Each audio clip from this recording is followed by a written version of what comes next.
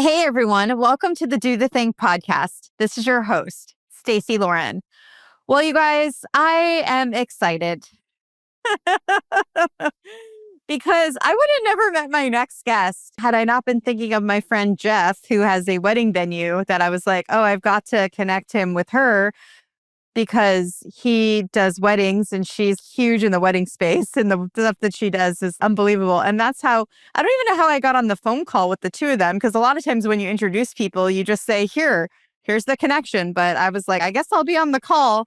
And then all of a sudden I'm like, oh my gosh, Shafonne, I have to get your story and hear how you built this thing and the stuff that you're doing. And then it gave me an idea for a new Do the Thing challenge. And I don't even know, but all I know is I'm meant to talk to her and we're meant to be in each other's worlds. And the stuff that she's doing is on such a cool scale that I thought this is a total Do the Thing story. So I am welcoming Shafonne to the show. Hey, Shafonne. Hello, how are you? That's a great intro. I love it. Well, it's so cool because half the time, I don't know if you do this. You probably do too. It's like half the time, I don't know what I'm doing from one minute to the next. And I just keep following the fun and the feeling. And then somehow it's like, oh, that's why I'm on the phone call with the two of them. But that's the best though. Those are the best moments because it's so organic and I'm just following the feeling. I'm just going where I need to go. I love it. I love it so much. But I'd love to have you share with the listeners who you are and let's talk about your story too. Sure. So I am Shafonne Myers. I have 3 kids. I live in Temecula. That's kind of how we also kind of connected being in SoCal. But I started in the wedding industry as a wedding planner. And I knew that I wanted to be a planner, that I wanted to help people. When I was in college, I planned events for my college. So I really got into the wedding industry or just events space. I noticed I am a plus size bride. I was a plus size bride. I'm a plus size woman. And I noticed that I had all these clients that inadvertently were plus size that came to me. And when they were getting married, they'd be like, hey, can you help me plan my wedding? And I never even put out anything that said, hey, this is who I've served. I just was a planner. And I started realizing, oh, wow, there's something here. And like I said, being a plus size bride. And then once I realized I want to have a bigger impact than just planning weddings, I started a blog. And I started the first blog in the world for plus size brides, Pear Bride. It still is the only blog in the world specifically dedicated to plus size bride. We do rural weddings, inspiration, articles about getting married as a plus size bride. Now we've kind of even gone into larger sized men because I started getting asked about that a lot. And my husband, he was like, I'll talk about that. So he does some different segments on different things and then got into the world of blogging in the wedding industry and formed a company called Owl Society with 30 other wedding bloggers. And it was kind of this world where we just wanted to create inspiration for couples looking for wedding content, wedding information. They wanted to have their weddings featured. And it was kind of crazy what we created because instead of you having to go to 30 of our wedding blogs all over the world, like New Zealand, Australia, the States, all over the world, we created this hub and that's what our society became. And then kind of through the years, COVID, everything, different people were like, yeah, I don't know if I want to do it anymore. And I took over the company. And so now I am the CEO of the company. I run the company. I have 12 wedding publications all over the world. And I think it is, for me, the main mission is truly to create wedding inspiration that looks like you. So all sizes, all shapes, all ethnicities, all sexual orientations, because that is us as a world. That is us. And really helping the wedding industry to see that the couples are not just one size fit all. Even though that's what we see a lot of, that's not what truly makes up the wedding industry and couples that are getting married. So that's the condensed version of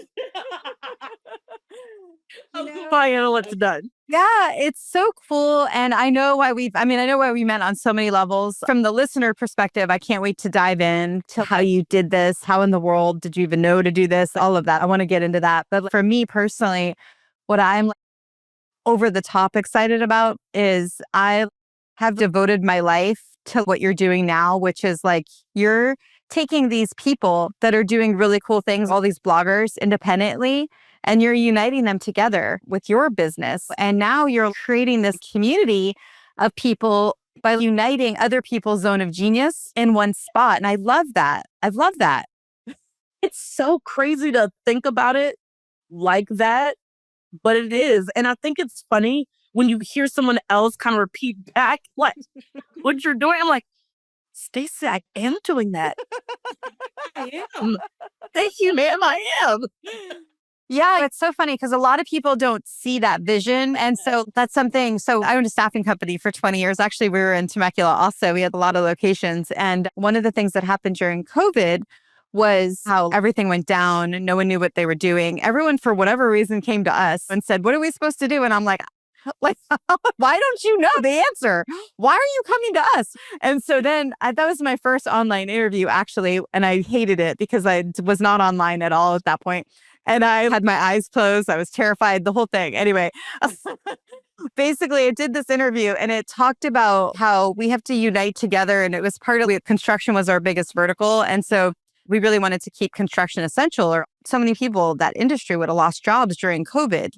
So we created this construction COVID supervisor during the time, and we did this whole thing. But what I did was I took all these associations that weren't talking to each other and brought everyone together in one place. And so that's what I do now with Do the Thing is I love uniting people to a common goal.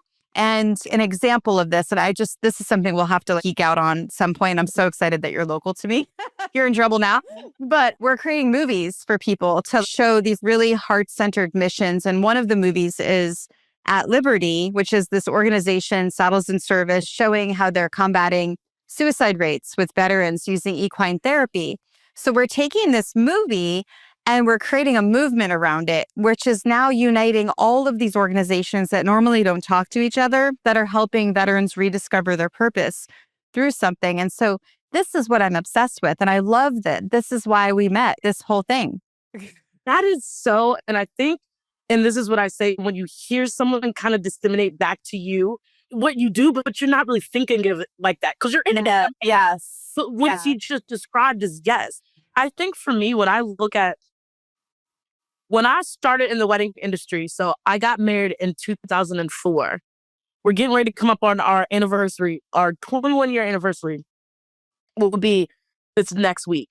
And I just remember feeling so alone because in 2004, all we had was just magazines. There were not publications, there were not blogs. You just had print magazines.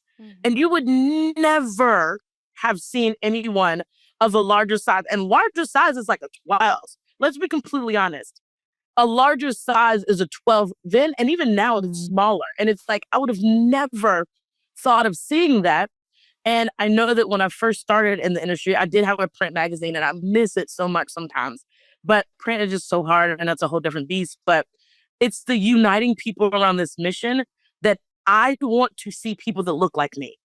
That is what I started off doing. And that's why I went into creating publications and blogs. Like, I wanted to see someone who looked like me and not just envision what someone who looked like me would look like in a wedding dress or look like, but that's my mission. And I love how you described it because it is. It is my mission to bring people together, to have this thought for the industry that, hey, we want to see people that look like us. Wow. I love how you just said that. The thought for the industry. That's really good. Oh, thank you. See, you're inspiring me. Like, you're bringing all these, and the thing is, it's not that I didn't have it because they're always there. Yeah. The ideas are always there. It's just hearing someone that's such a powerful thing is to repeat back to someone what they said or how you see what they said. It's such a powerful thing to do. And thank you so much because it just made me think in a different way. Yeah. I think it's like, how do you help people see this? Because sometimes when I talk to people about this, they don't understand it from a competition viewpoint. This is the staffing industry. And I think why I was so focused on doing this now. It's like no one talked to each other. And it was like, oh, they're going to find out my secrets, right? But there are no secrets. It's like we've got to work together, right? How do we help people see that? I think this is such, and I do it in two, like, because I have my wedding side where I run my company and I'm the CEO and I love that. But then I also have my side where being a CEO, I share how I do things and what I do and help people kind of see that. I think this fear of competition and sharing too much is really rooted in just how we were brought up in school and in life. Everything is a competition. Everyone's out to get you. Everyone's out to one up you. And I think that's where this competition mindset comes from. But I always like to turn things on the other side. Okay, great. But what if you are a single shining star that no one else can be like? Then there is no competition. There's other stars shining in the sky. Yes, but they're not Shafonne. They're not Stacy. They're not. And I think that really takes away the competition part of it. Is when I realize who I am is me and no one else can be me. They might can do things like me. They might can say things like me, but it's never going to be Shafonne. And I think when I work with people or when I'm over in the wedding and a show, they're like, oh, you would say it a certain way. And that's it is. But it's me. It's Shafonne. It's the way I say it. It's you. It's Stacey the way you say it. There's no competition when you know exactly what you do and how you do it and that you're different than anyone else. And you're cool with that because you're going to have to know that you're cool with being different.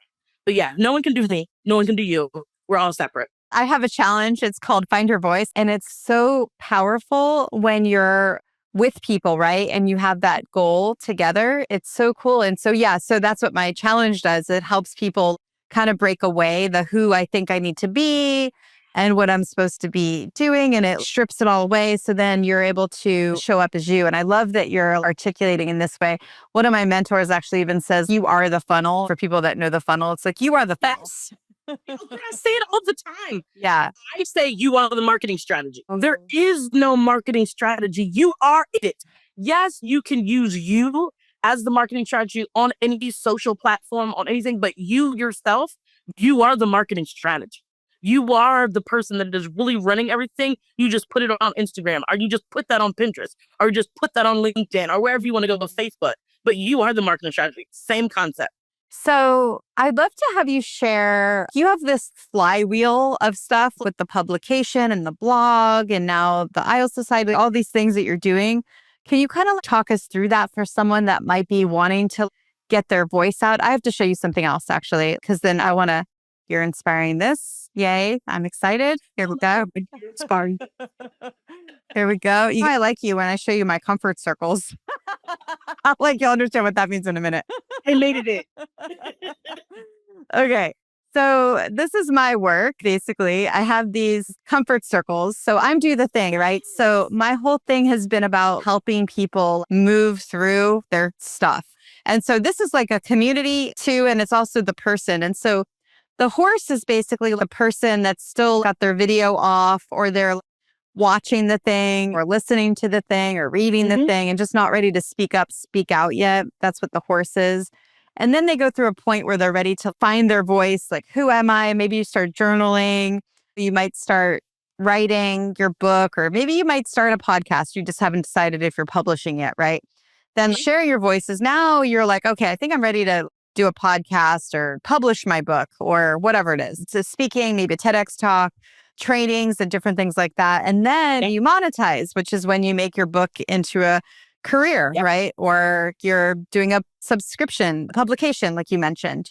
And then creating your movement, that's just like activating the followers or activating the audience that you have. And so this has been my obsession. And so what's great about it, yay, I'd love to hear you reflect back too, because I love seeing people that get it, understand it, because sometimes you show it to someone and they're like, what?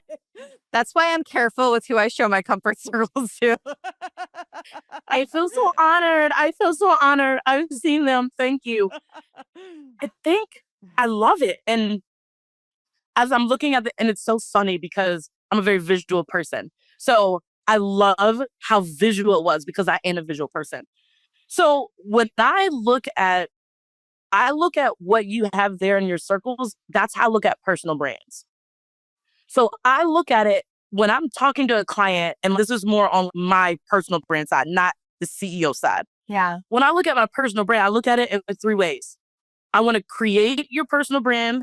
I want to monetize your personal brand. And then I want to amplify your personal brand.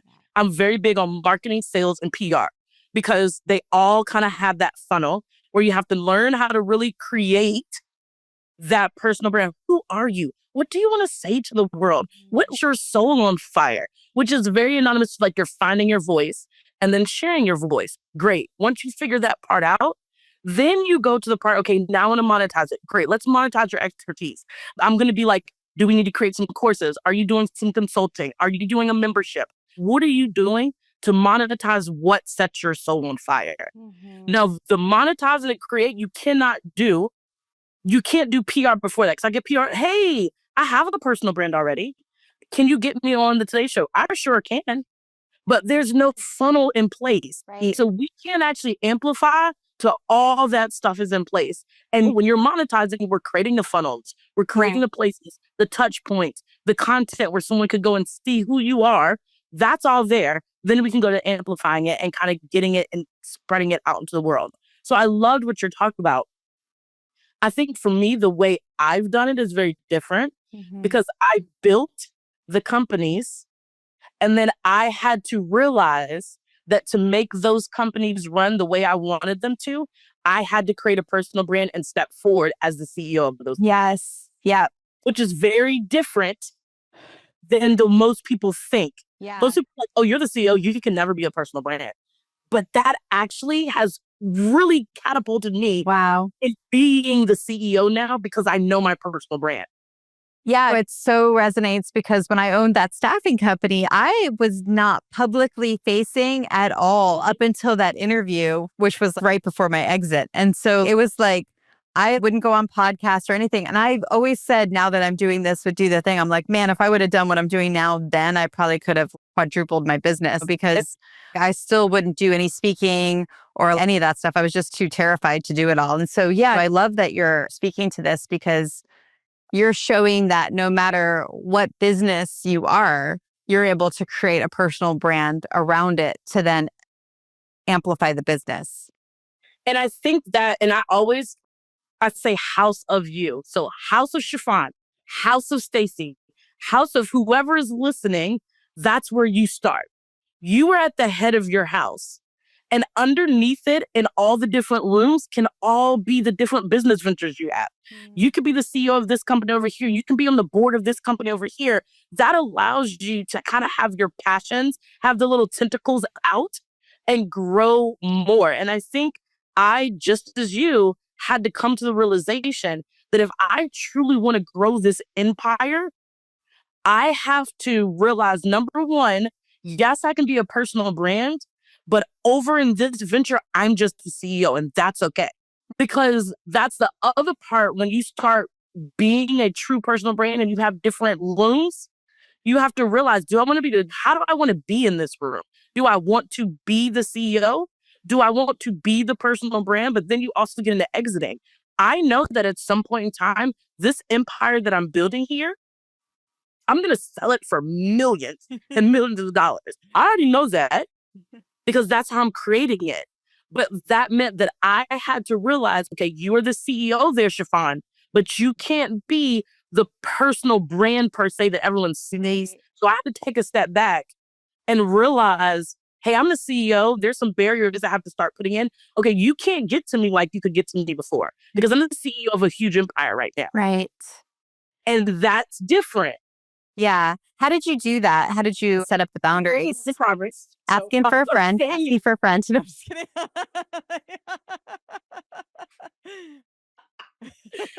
And I'm saying it in the process. Okay, good. Because I have owned it since 2020. Most people don't know. So that's 5 years. Yeah. So I've owned it for 5 years. Probably the first 2 years, maybe 2.5, 3, no one knew I owned it. Wow. No one knew I owned it. And so I just ran it like normal so that, but they didn't know that I was the owner of it. And I think the part is when I realized, hey, if I'm going to be the CEO, I can't be the personal brand. It can't be Shafonne, the personal brand, and Shafonne, the CEO for that company. It has to 100% be, I had to take a step back and be like, what? Yes, I will go and speak. I'm going to speak as Shafonne, the CEO. But then I speak as Shafonne, the personal brand, in other incidences too. Yeah. It is a work in progress, but I think creating the barriers is huge. Because I have so many people that know me, like, oh, Shafonne, I'm just going to send you an email. That's going to go to my assistant. That's going to go over here because it's like I had to create the barriers because now I'm the CEO. Right. not just the personal brand that everyone knows. Yes, I have a personal brand page. Go there, you will become a CEO of all these companies, and this is what I do. But over here, you can't just email me like, "Hey, Shafonne, you're my assistant consultant." She'll answer that, or you can go to this department. So that was a hard realization, but it's completely revolutionized how I run that business now, and it is so much freer for me. Yeah. And it's how you're able to then do so much more, right? Because you're controlling your time and being able to leverage the work that you're doing too. 100%. 100%. I'd love your advice on this. So I help people kind of free their voice in the way of talking their stuff out. It's hard to explain unless you see it, but basically I give them a dare. Sometimes it's a self-reflective prompt and they go live in a private group and they're just talking, talking, talking. And it's so cool. So it's like content. It's like a year's worth of content, really, that they do by the end of one of my challenges. And I'd love to help them. Maybe you go under monetize your voice, like what you're doing right now, because they could take it to YouTube, they could do stuff, but I'd love them to, if they could turn it into a blog or do it on a publication or something. Maybe we could just kind of talk about what that looks like. Well, I think the part of it is like most people, and this is just what I've seen and they've experienced. The thing that stops people from truly showing up and sharing their voice is oftentimes not knowing truly who they are or what they want. Right. So when you and that's why I start off creating the personal brand, because you have to know who you are, what you stand for, what lights your soul on fire, what is your passion that if I said for the rest of your life, you could only do these things. What is it? Oh, well, I'm not doing that. And I'm not doing that, which is oftentimes what they're doing. And then they realize, oh, it's this. Great. Now we know.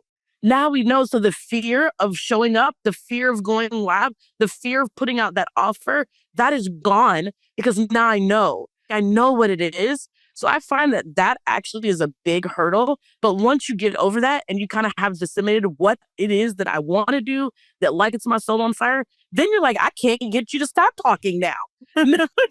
Totally. Well, and it taps into your conviction of who you are, so rooted, so that if you do hear someone that's like, oh, what are you doing? That's stupid. You no longer are bothered by it because you're so heart-centered and rooted in what you're doing. Oh, yeah. And I think that I told people, I was like, when you pick the path that is truly your path, it's going to be so easy for you, but you will probably have the most people saying, what are you doing? I don't really get it. I don't really understand it. And I tell people, I was like, when that starts happening, you are on the right path. Yeah. That is your yellow brick road saying, ding, ding, ding, this is the way to go. Wow. It really is. And, I'm speaking from experience as well as clients. And it's like in your heart, it feels so easy. In your body, it's so easy. It literally just spews out so easily. But that typically is when you will have the biggest daggers where people are just trying to, because I mean, when you think about your subconscious and you think about universal law and everything, it's one of that things. There's always the other side that's trying to stop you from going. Right. Whatever that other side looks like. And I'm not getting spiritual or anything like that. But whatever that looks like, it's always going to be someone trying to stop you because you actually are going in the right direction. And sometimes it can just be our own selves, our own subconscious being like, hey, we want to stay safe and stay comfortable. And where you're going, yes, it's a yellow brick road, but it also might be hard because you're going to have all these adversities happening to you. Yeah. But when you have anything that comes to the woodworks, that's when it is for you. It is your path. I feel so soothed right now by your words because I just had a year of this, but it's been before, obviously. But the last year has been that where I figured out the secret to helping people achieve their goals. I figured out the secret to activating communities. And it's in this Do the Thing challenge, basically, that I do. And I was so obsessed with it so much that I'm wanting people for a while, use it for free. I'm like, use it for free. And they're like, no, I don't understand it. So I'm not going to use it. And I'm like, now people are paying $10,000 for it. And I'm like, that's what I'm telling you. I was one of those ones like, why would you not? And you like, don't worry about it. Because it's literally like, okay, Stacey, we want to make sure you're all in. So you're hearing all of these naysayers and no, this isn't it, or not saying it, because it could be both. It could be the not saying anything that makes you second guess yourself. Yeah. and you keep going, it's almost like you've passed the test. Oh, she wants it. Great. She wants it. She's ready for it. And then, okay, now she's ready. I love that. Like, yeah. Wow. And I love the Yellow Brick Road reference. That's a good visual that could be I'm a visual person. I'm always going to be. Yeah. Because it could be exhausting. When I was going through that part where I'm like, nobody wants this, I don't understand. Why don't you understand it? And I tried to explain it. It was exhausting. I probably gained 20 pounds straight that like time because all you could do is eat. So anyway, it was exhausting. It's emotionally exhausting and frustrating. Yeah. And so anyway, it's okay. But it's just, I think I would have loved your words then, which is good for you guys. You're getting them now. Stacey, you're hoping everyone knows. Job. Yeah. Okay. So this is great. And so what do you think? So someone that's now they're tapped in who they are, what they want. I get it. I'm so good. And I'm ready to free my voice. So am I doing a blog? Am I doing a publication? Like, what does that part look like? Because I think that's where people can get so stuck in there's everything, right? So it's like all the options and all the different things. But if they're wanting to go the route that you're going with, at least with the wedding business and maybe what you take your clients in, what does that look like for them? I am, and it's going to sound crazy, but this is what works and has worked for me and my clients is I am all about fun. And literally I say it all the time. I was like, what feels fun? Because fun becomes light and easy. Yeah. So if I was to tell you, I want you to go and write a 500-word blog and talk about your feelings and talk about when you like, and if that was not fun to you, you would never do it. Never do it. But then if I said, oh my gosh, and this is me, and it's so funny because I have all these blogs and there's all this writing. And honestly, I have had people that do the writing for me, but I do some of the writing, but I'm going to be complete. I like to talk. I am a talker. So I will talk and then transcribe that to written because fun is talking. Fun is speaking to me. So if someone was to ask me if I was to probably do it over again, I'd probably be on a YouTube channel. I'd probably be a podcast because I'm a speaker. I love to speak.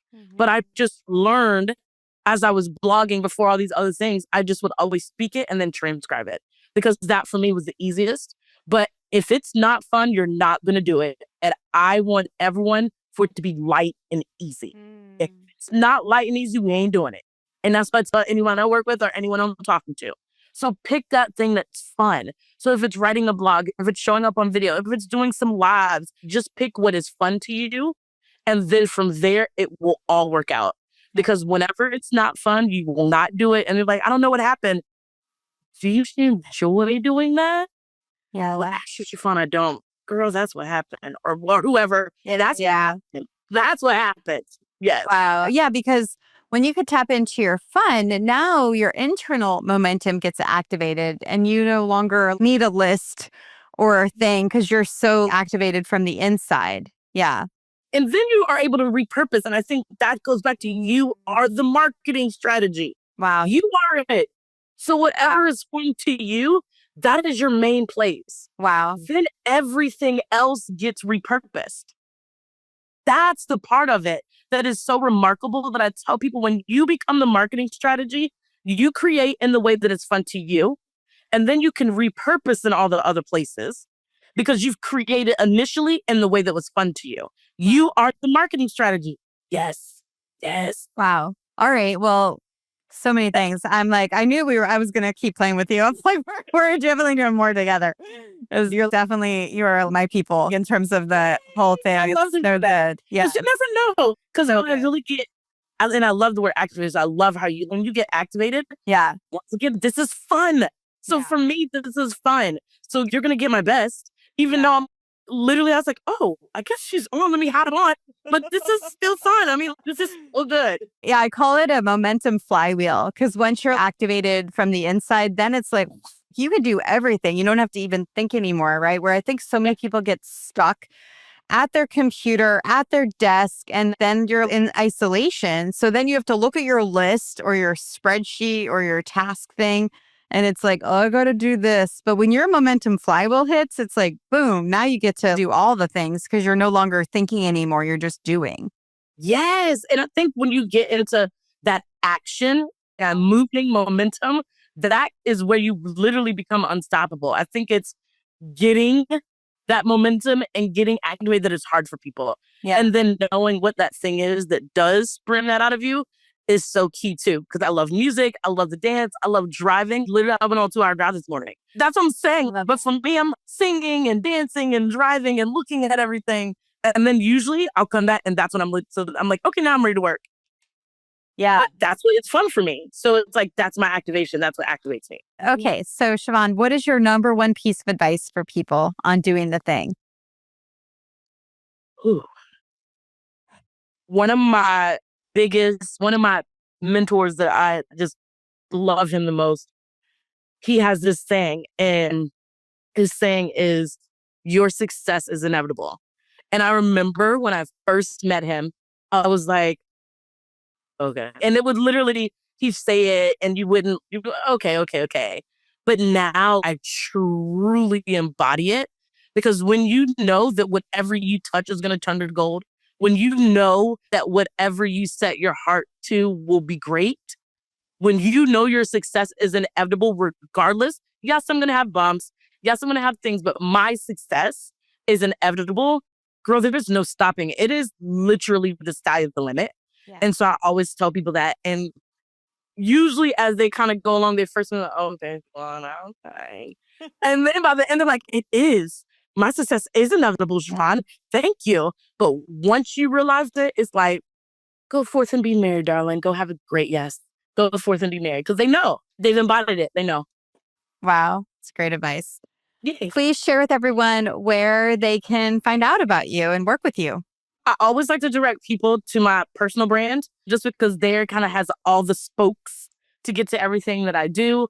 So I love to play on Instagram. So Shafonne Myers is where you can come find me. I share content. I share about being a CEO, being a mom, I have a college student, I have a 6-year-old. It's just a gamut of everything. And then my son in the middle is like, hey, I'm just a freshman in high school. So, but yeah, I talk about all things Shafonne Myers and just being entrepreneur, mom, wife, everything. So yes, I love this other people to go there.